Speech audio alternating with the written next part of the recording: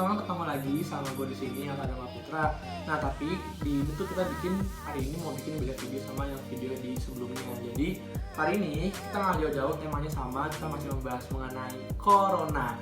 Nah, tapi temanya ini beda sama yang kemarin. Kalau kemarin kita melihat di sektor secara luas ini. Nah, hari ini kita mau bahas corona, terus kerugiannya apa aja sih dalam sektor pariwisata, teman-teman. Nah, jadi tugas itu jadi dibuat dalam rangka tugas UAS dari guru singkat saya, Bu Ani Rahimah. Halo Bu. Ya, jadi mungkin kemarin Bu Ani pernah menyinggung dikit soal video saya yang sebelumnya ini yang bahas corona kan. Mungkin beliau tertarik nih pengen jadikan video itu sebagai tugasnya. Oke. Ya udah, kita langsung ke topiknya aja teman-teman. Oke, jadi di sini sama gue nggak sendirian. Jadi di sini gue ditemenin langsung bareng adik gue. Nah, jadi adik gue ini sekarang kelas 12 titik kelas 3 SMA. Dia baru mau kuliah tahun ini, tapi nggak apa-apa, kita coba lihat aja bagaimana sih tanggapan dari adik gue, dari anak SMA nih mengenai penanganan corona ini khususnya di sektor pariwisata seperti apa sih. Jadi langsung aja gue panggil adik gue. Nah, duduk. Kita santai aja ya. Oke, kita sama-sama pengen bahas lagi nih mengenai corona. Tapi sebelum itu coba dong kenalin dulu namanya siapa, kelas berapa, sekolah di mana. Terus adik gue ini pengen kuliah di mana gitu, ambil apa? Ya, jadi nama gue Wirahman Wibawa, gue sekolah di SMA Negeri 3 Bekasi. Di sini gue mau bantuin abang gue ya sedikit ngasih opini lah tentang dampak-dampak corona dari untuk di sektor pariwisata. Jadi ini opini aja ya teman-teman. Gitu teman-teman nih adik gue. Nah, jadi langsung gue mulai aja ya. Jadi teman-teman gini nih, ya, teman-teman mungkin pada tahu kalau corona itu mungkin berdasarkan dari informasi yang gue peroleh itu awal mula tuh cuma ada dua orang pasien doang yang ada dari China, dari Wuhan. Nah, sampai akhirnya sekarang bisa mendunia, bisa seluas itu dan menghancurkan banyak banget hal gitu loh, dan menghancurkan ekonomi, menghancurkan pokoknya banyak banget deh bagi corona ini. Dan itu tuh sejak video ini dibuat dia tuh masih berlanjut sampai hari ini gitu loh. Ya masih keren banget kan. Nah, jadi secara nggak langsung dampak yang dirasakan corona ini tuh banyak banget. Jadi yang hari ini pengen gue angkat tentang sektor industri. Nah, teman-teman, itu banyak banget ya, ada industri pariwisata, industri tekstil dan sebagainya. Ini gue pengen bahas di sektor pariwisata. Nah, teman-teman, dengan adanya corona ini dan juga adanya anjuran pemerintah kalau kita sebagai warga negara dan rakyat di Indonesia ini itu harus banget namanya stay at home. Stay at home itu artinya apa? Jadi kita harus banget ya namanya di rumah gitu loh. Selain di rumah juga kita wajib menggunakan masker ya, bener ya Di? Menggunakan masker untuk bepergian kemanapun kita mau pergi gitu loh. Nah, tapi kalau pergi juga yang penting-penting aja. Kalau nggak penting-penting itu sebenarnya nggak usah keluar gitu loh. Misalnya buat di rumah, cuci tangan, makan makanan yang sehat dan sebagainya untuk menjaga kita supaya nggak kena sama yang namanya sih virus corona atau COVID-19 ini. Nah, teman-teman, kita kembali ke topik. Kok bisa sih sektor pariwisata hancur? Mungkin gini ya analoginya teman-teman. Kalau misalnya kita suruh di rumah nih, pariwisata misalnya gue ambil contoh hotel. Nah, dengan adanya hotelnya pasti banyak banget dong di berbagai daerah Indonesia, kayak di Bali ada, kayak di Lombok juga ada, Jakarta pun ada, di Bekasi pun ada hotel gitu loh. Nah, dengan adanya kayak ini dan kemana-mana pasti dong hotel tuh merugi ya, karena nggak ada yang nginep. Hotelnya ada, cuma yang nginep nggak ada. Itu gimana tuh? Bener nggak? Coba tanggapan adik lu gimana nih kalau soal itu?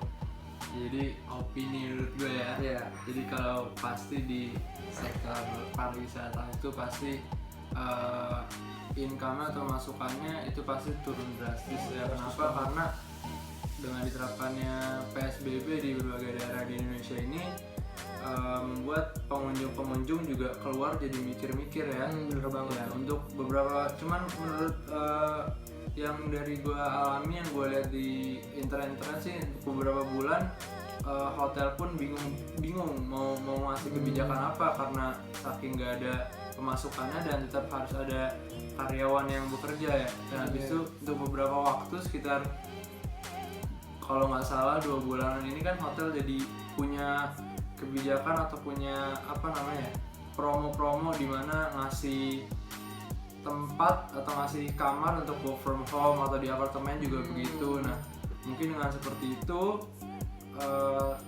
khususnya di hotel atau di apartemen ini mungkin memiliki sedikit peningkatan di pemasukannya, mungkin segitu. Jadi solusinya mungkin itu ya, dari mungkin dari beberapa pihak hotel yang mengalihfungsikan tujuan kamar tadi tuh biasanya buat nginap, ruang meeting dan sebagainya diganti jadi buat work dan sebagainya gitu ya, kira-kira harga yang lebih murah pastinya. Tapi udah jelas-jelas ini mah kalau kita hitung secara matematis tentu kerugian tuh drastis banget teman-teman, bener-bener rugi gitu loh kan. Sampai saat ini menurut info yang gue peroleh dari Kementerian Pariwisata dan Ekonomi Kreatif, Pak siapa namanya? Pak Wisnu Tama itu menteri paling gacor itu kan, itu pun belum menemukan solusi atau jalan tengah kira-kira bagaimana nih untuk meningkatkan dari sektor pariwisata sendiri. Ya belum ada jawabannya sebenarnya. Ditambah juga mulai banyak daerah yang menerapkan PSBB, nggak cuma Indonesia. Oh ya, di Malang juga menurut informasi yang gue peroleh dalam beberapa waktu lalu nih, 3 hari atau 2 hari lalu, dia tuh menerapkan juga di Malang nih PSBB seperti di Jakarta, karena dianggap kalau di Malang itu atau di wilayah Jawa Timur itu tingkat peningkatan pasien corona itu meningkat jauh nih gitu teman-teman. Tapi sekarang gini deh, mungkin gue mau nanya lagi.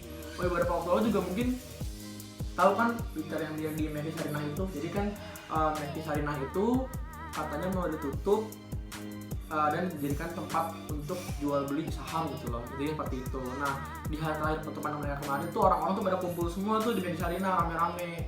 Nah itu pada ya ada yang pakai masker, ada yang nggak pakai masker.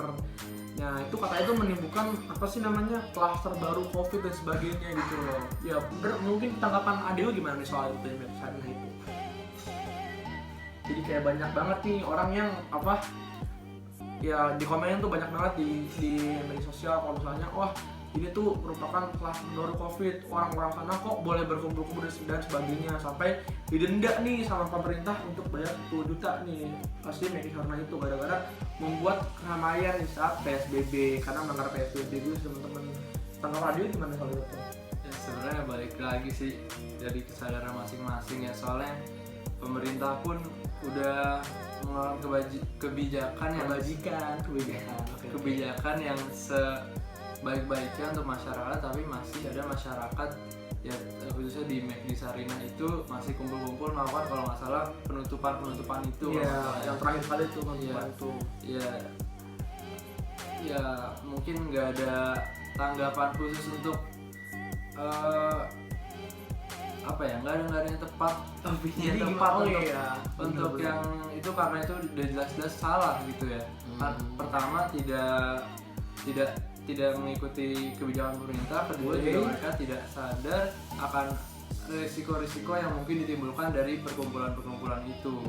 Nah mungkin segitu saja ya gitu ya tadi. Oke, mungkin tanggapannya, tapi tadi kembali lagi mungkin ke topik sektor pariwisata. Ya gara tadi mungkin hotel banyak yang ditutup, banyak villa-villa yang ditutup gara-gara COVID ini.